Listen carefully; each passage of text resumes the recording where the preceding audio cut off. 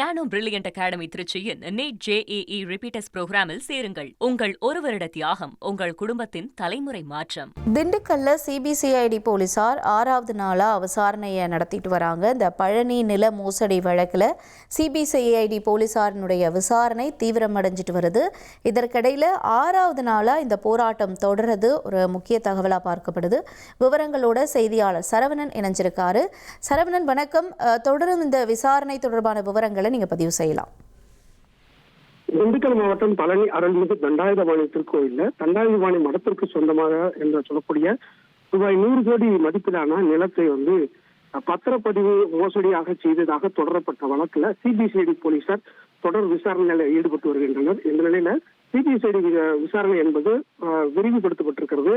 அனைத்து மாவட்டங்களிலும் பல்வேறு குழுக்களாக பிரிந்து விசாரணை மேற்கொண்டு வருகின்றனர். இந்த நிலையில திண்டுக்கல்லில் இருக்கக்கூடிய CBCID அலுவலகத்தில் இன்று பழனி கோயில்ல முன்னாள் இணை ஆணையராக பதவி வகித்த மாரிமுத்து என்பவர் விசாரணைக்காக இன்று ஆஜராகியிருக்கிறார். இவர் தற்போது கூடுதல் ஆணையராக சென்னையில பணிபுரிந்து வருகிறார் இந்து அறநிலையத்துறையில. மேலும் ஓய்வு பெற்ற தாசில்தார் மாரியப்பன், ஓய்வு பெற்ற கிராம நிர்வாக அதிகாரி சின்னசாமி மற்றும் அறநிலையத்துறையின் ஆய்வாளர் சிவனேசன் ஆகிய 4 பேர் இந்த இன்னைக்கு விசாரணையில கலந்து கொண்டாங்க. இவங்கள்ட்ட CBCID தென்மண்டல காவல் கண்காணிப்பாளர் சாஜிதா தலைமையில CBCID அதிகாரிகள் சுமார் 3 மணி நேரம் இந்த விசாரணையானது காலை 10 மணி முதல் தற்போது வரை நடைபெற்றது.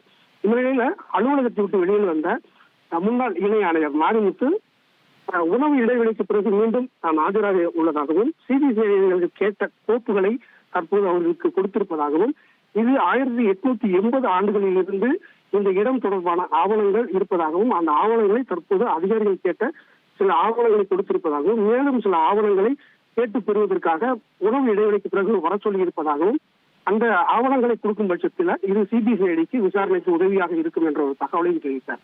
இந்த நிலையில பத்திரப்பதிவுத்துறை சார்பில் ஒரு குழுவானது, ஒரு சிறப்பு குழுவானது, உயர்மட்ட குழுவானது அமைக்கப்பட்டிருக்கிறது.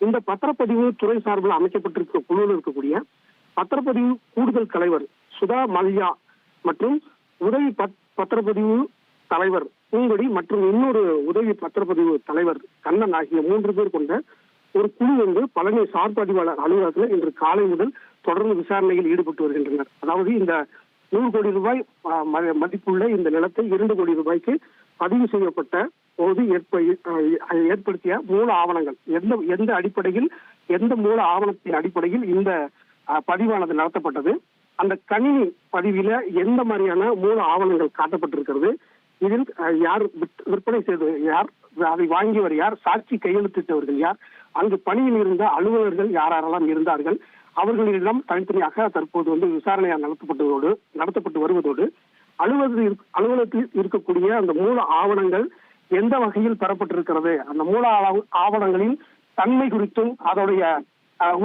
உண்மைத்தன்மை குறித்தும் அந்த விசாரணையில தற்போது பத்திரப்பதிவுத்துறை ஈடுபட்டு வருகிறது.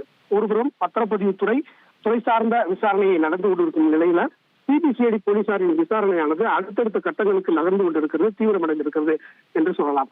அந்த வகையில மேலும் இந்த வழக்கில் தொடர்புடைய பலருக்கு சம்மன் அனுப்பப்பட்டுள்ளதாகவும் அவர்கள் அடுத்தடுத்த நாட்களில் வரும் நாட்களில் விசாரணைக்காக ஆஜராவார்கள் என்ற ஒரு தகவலும் CBCID தரப்பிலிருந்து நமக்கு தெரிகிறது. உங்களுடைய விரிவான தகவல்களுக்கு நன்றி சரவணன். நானோ பிரில்லியன்ட் அகாடமி திருச்சியின் நீட் JEE ரிப்பீட்டர்ஸ் புரோகிராமில் சேருங்கள். உங்கள் ஒரு வருட தியாகம் உங்கள் குடும்பத்தின் தலைமுறை மாற்றம்.